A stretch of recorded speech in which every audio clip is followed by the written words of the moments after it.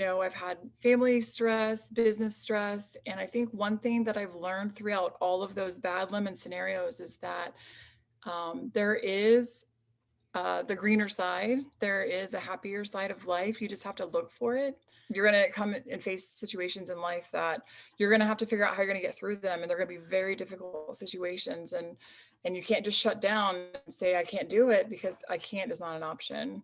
And that's when I realized the gift of the power of the mind, and just how incredible it is. And that if you want to sit and think about how life is unfair to you, or how you've been wronged, or you haven't been given something, then it puts you in a very angry and dark side of life, and you can't cycle it out. And it makes you very angry and bitter and resentful. And those are all attributes that I just did not think were what I wanted to be. But I could sit there and be mad and angry and hateful about that, or I could just accept that this is where we're at right now, and we just got to move on with it, And I think so often people just get fueled by that initial feeling of why? And the why really isn't important, it's just a matter of, moving on. I just learned early on that if you consume yourself around negative people and negative things, then it becomes you. If you surround yourself with positive people, positive energy, and not get so caught up in all of the negative energy, then you can cycle out of that stuff. I really think, and don't get me wrong, I have my moments too where my mind goes off, but I really think it's a matter of just training your brain to think about something, and then instead of allowing your brain to go down this path of why and oh my gosh, and then you're just like, oh, stop, I'm feeling it. Okay, what's going on here? And then it's just a matter of taking your brain and recycling it to a different direction. No, I think that's a very good point. And that's one of the chapters I talk about in my book about, removing toxic relationships. And I started realizing that I was gravitating towards people that were bringing me down and not lifting me up. I think my redefining moment probably was when I sat down and I realized, the friendships I had, what am I getting out of these friendships? The relationship I'm trying to exhaust myself with my sister, I'm constantly walking on eggshells around her. I can't say anything right, and I can't be who I am. I can't be true to myself. So why am I so hung up on maintaining this relationship with her that isn't healthy for me? And I think I looked at it like, she's my sister, she's my blood. We have to have this relationship. But the reality of it is, I don't have to have it if it doesn't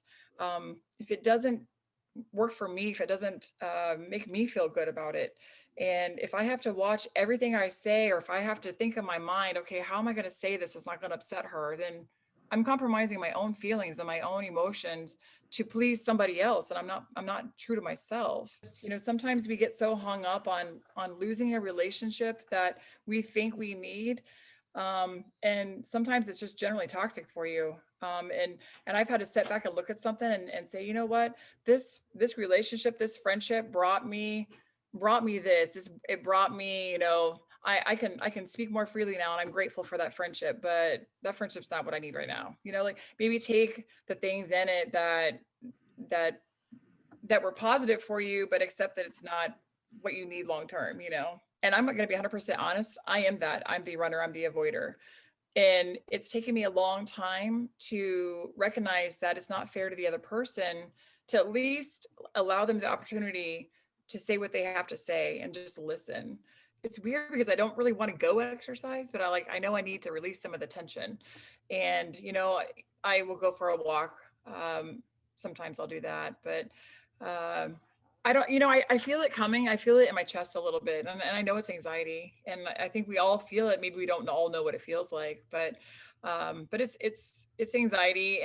And sometimes I just have to stop and think about, okay, what has got me so, twin right now? Like, what is it? What's got me? And I don't really know, but in my mind, I had to believe that's what happened. And so I felt like it was a message for me, like, you're going to get through this. You just have to get faith. And so every night I read that card, said a prayer, and started a new day. I think for me, it's just important to to grasp onto life situations and figure out, what it is that's got you down, what's got you bothered, and finding a way to tackle it and fix it and move on, because everything in life, can be turned around. It's just a matter of how much you want to turn around, how bad you want to turn it around. And, in the end, what the goal is that you want to have, and anything's achievable. It's just a matter of figuring out how you're going to achieve it.